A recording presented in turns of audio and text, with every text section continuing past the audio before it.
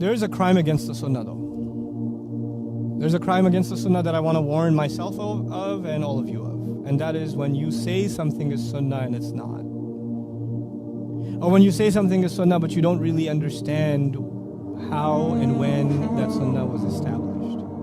So you draw your own conclusions about that sunnah, that hadith. The thing about a hadith is, for example, that the Prophet ﷺ said it at a certain place.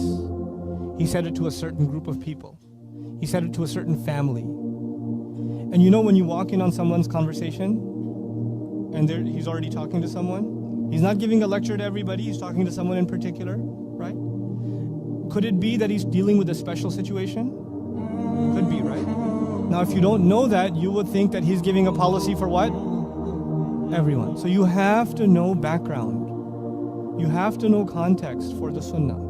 You can't just read the translation of a hadith and say, I know what that means.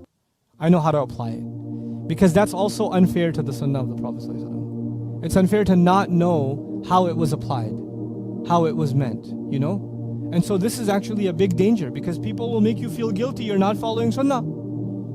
You're not following what it says right here in Bukhari, right here. But when you ask the question, when was this said? Who was this said to? How was it understood? How was it acted on?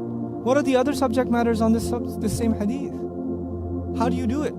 You know, when I got into this subject, I noticed I don't go on Facebook and Twitter or whatever. I'll just post something beneficial or something, or my team will do it. I don't have time for social media personally. They do a good job, alhamdulillah. I think. I don't know. You know.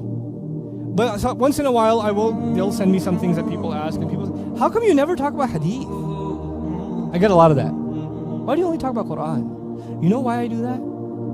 Because I love the sunnah so much that I'm scared to talk about it, something that I don't fully grasp. When I have a question about a hadith, I literally fly.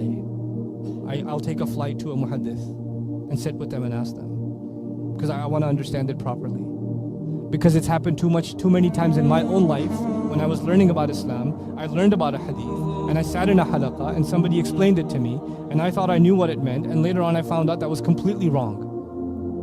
It was completely missing the entire context. And I got so scared that I'm gonna hear the messenger's words and not be able to decipher. You know, Quran studies I've been doing for 15 years, I kind of know what to do. I know which tafsir to go to, which language sources to go to, which books to study. But hadith science is a complicated science. It's a deep science.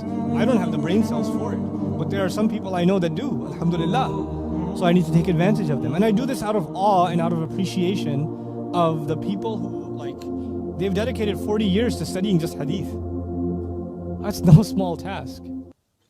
And they sit there, and then there are people who've maybe got a copy of, they don't even have a copy of it, they have a Google version of the books of hadith, and now they're ready to own the sunnah of the Prophet ﷺ. And they compare themselves to these ulama. It's so silly.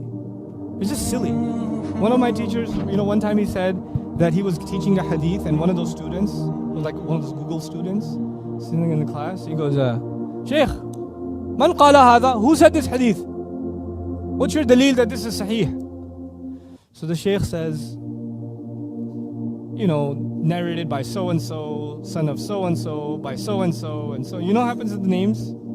So he gives him like 20 names off the top of his head. And he goes, is that okay? And the student says, yes. He goes, you idiot, I just named all the students in the class.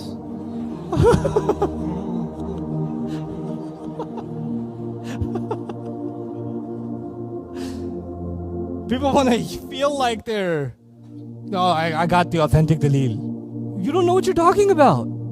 You don't know. It's so hard for people to accept what they don't know. It's so hard. I have, may Allah not make me from those kinds of people. I have no problem accepting what I don't know. And I'd rather go ask someone who spent their life studying this stuff. And I'd much more seriously take their opinion and their research and ask them hard questions too than just do Google searches myself. At least, especially when it comes to the sunnah of the Prophet ﷺ, I think it's a sensitive subject. That's my own view. You don't have to take my view, but that's my own view. And my view of that has become more sensitive because of my study of the Quran. Because of its study. So may Allah Azza wa Jal make us really loyal followers of the sunnah of the Prophet ﷺ, and may Allah Azza wa Jal make it easy for the beautiful sunnah of the Prophet ﷺ to become widespread. And Hadeeth.